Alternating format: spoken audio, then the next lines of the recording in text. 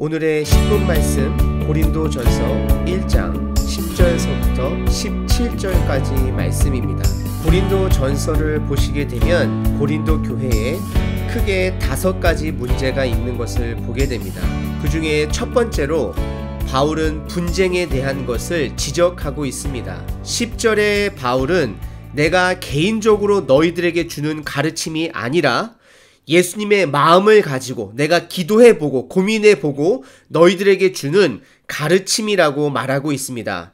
형제들아, 내가 우리 주인이시고요, 예수님, 주 예수 그리스도의 이름으로, 구세주의 이름으로 너희를 권하노니, 너희들을 가르치기를 원하노니 모두가 같은 말을 하고 너희 가운데 분쟁이 없이 같은 마음과 같은 뜻으로 온전히 합하라 라고 권고하고 있습니다. 바울은 분쟁하지 말고 말과 마음과 뜻이 온전히 함께 같은 마음으로 합해져야 된다라고 권고하고 있습니다. 이것은 저희들이 의견을 내놓으면 100% 모든 사람들이 하나에 동의를 하거나 공산당과 같이 일제히 만장일치되는 것을 이야기하는 것이 절대 아닙니다. 균일성이 아니라 다양함 가운데 한 마음을 가져야 된다라고 이야기하고 있습니다. 먼저 고린도 전서의 교회와 현대의 교회에 크게 2가지 다른 점을 나누도록 하겠습니다.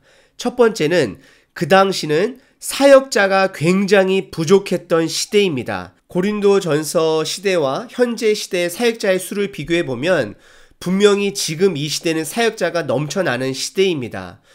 조금 더 자세하게 한국과 미국의 실정을 돌아보면 한국 교회는 사역자가 정말로 너무 많이 넘쳐나고 신학교를 졸업하는 숫자 대비 정말로 한 교회에 한 건물 안에 한 층 안에 교회들이 넘쳐나고 사역자들이 넘쳐나는 시대입니다. 하지만 미국 같은 경우는요, 2세 사역자들, 영어권, 정말로 이 세대를 이끌어가야 될 젊은 사역자들의 숫자는 점점 줄어가는 것 또한 안타까운 사실이기도 합니다. 그리고 2번째 다른 점은 교회의 구조입니다. 그 당시 고린도전서에 있는 교회는 저희들이 지금처럼 길을 가다가 보면 보이는 그러한 교회들이 절대 아닙니다.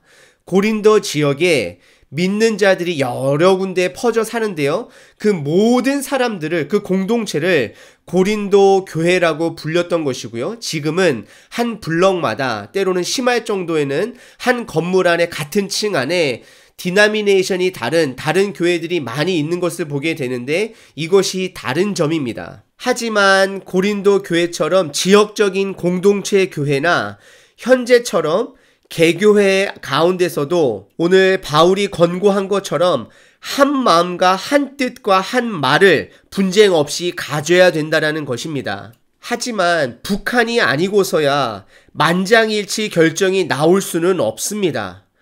개교회 안에서도 지역교회 안에서도 다른 소리들이 분명히 있습니다.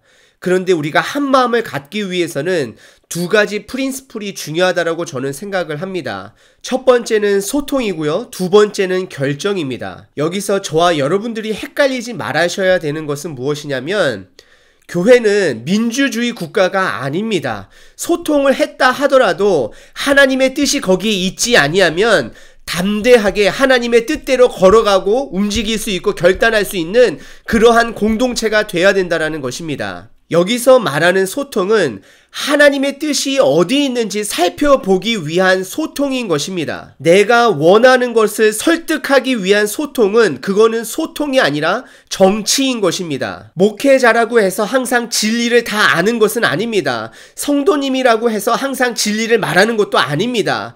저희들이 말씀에 비춰보고 나단 선지자가 다윗에게 따끔하게 그의 죄를 지적한 것처럼 누가 되든지 간에 말씀 안에서 서로가 소통하고 대화하는 용기가 있어야 되는 공동체가 되는 것이 첫 번째 돼야 되는 것입니다. 그리고 2번째는 결정인데요, 믿지 아니하는 사람들이 교회 사람들을 향하여 뭐라고 흉보는지 아시나요? 교회는 카펫 색깔 가지고 싸우고 분쟁한다라고 이야기를 합니다. 그런데 교회를 다니는 저 또한도, 목사인 저도 그것을 부인 못합니다. 저희들이 내리는 결정이 그렇게 복음에서 중요한 결정이 아니라면, 우리가 만들어낸 규칙을 가지고 무언가가 결정이 되었으면 그 모든 사람들이 한마음 한뜻으로 그것을 향하여 나아가야 된다라는 것입니다. 하지만 저나 여러분이나 모든 사람들이 어떻게 행동하나요? 내가 원하는 것이 결정이 되지 않았을 때는 꿍하잖아요. 그것이 문제라는 것입니다. 우리는 연습해야 합니다. 내가 원하는 것이 들어지지 아니한다 할지라도 하나님을 주권을 바라보고, 정말 여러분들 하나님 살아 계십니다. 정말 사소한 것 가지고 싸우지 마시고 질서 가운데서 결정이 되어지는 부분들이 있으면 그것을 따라가는 연습을 해야 됩니다. 하지만 저희들 교회 가운데 복음, 가장 핵심적이 잘못될 때도 있는 것을 보게 됩니다. 그렇다 그러면 그것을 위해서는 소통하고 그것을 위해서는 포기하지 말아야 되는 것입니다. 끝까지 복음의 진리를 붙들어 가야 되는 것입니다. 복음의 진리에 대해서 따로 나누고 싶은데요. 그건 시간이 되면 한번 나누도록 하겠습니다. 정말로 내가 몸담고 있는 교회가 복음의 중심이 아닌 정말 다른 것을 믿는다 그러면, 이단이라고 한다 그러면 나와야 되는 게 맞겠죠. 여러분들, 복음은요, 싸우는 것도 아니고 결정하는 것도 아닙니다. 복음은 살아내는 것입니다. 예수님의 제자들이 그 복음의 삶을 살아냈기 때문에 시간이 이렇게 2000년 이상 지나도 저희들이 그 예수님을 믿어가고 예수님을 경험해가고 있지 않습니까? 복음은 싸우는 것도 아니고 투쟁하는 것도 아니고 내가 그 복음을 이해하고 살아내는 것이, 그것이 바로 복음, 권능, 성령님이 나에게 임하시면 권능이 오리라고 하는 그 권능이 드러나는 것입니다. 그런데 고린도전서 11절과 12절을 보시게 되면 이 고린도 교회의 문제가 무엇이냐면 복음이 중심이 아니라 사람이 중심이 되었다라는 것입니다. 네 가지 파에 대해서 나오게 되는데요. 첫 번째는 바울파, 두 번째는 아볼로파, 세 번째는 게바파, 네 번째는 그리스도파. 저는 개인적으로 예수님께서 이 네 파들 중에서 그리스도에 속한 파들을 가장 먼저 혼낼 것 같습니다. 감히 예수님의 이름으로 파를 만들어낸다라는 것은 정말로 말도 안 된다라는 것입니다. 아마도 바울파는요, 그래도 바울이 초대교회 목사님이라고 보시면 좋을 것 같습니다. 개척한 목사님이니까, 개척한 리더다 보니까 나는 바울에게 충성을 다해야지. 그래서 아마 바울파가 생긴 게 아닌가라고 생각해 보게 됩니다. 그리고 아볼로파, 아볼로는 굉장히 설교에, 언어에 능통했던 사람이라고 사도행전 18장에 보시면 나와 있습니다. 아볼로는 유대인이면서도 알렉산드리아에서 태어난 사람으로서 로마 문화를 잘 이해하므로 그 당시 사람들에게 뛰어난 언변술로 그들이 이해할 수 있는 언어로 잘 설교했던 사람인 것 같습니다. 그래서 아볼로파가 생겼고요. 그리고 세 번째는 게바파인데요. 게바는 베드로를 나타내고 있고요.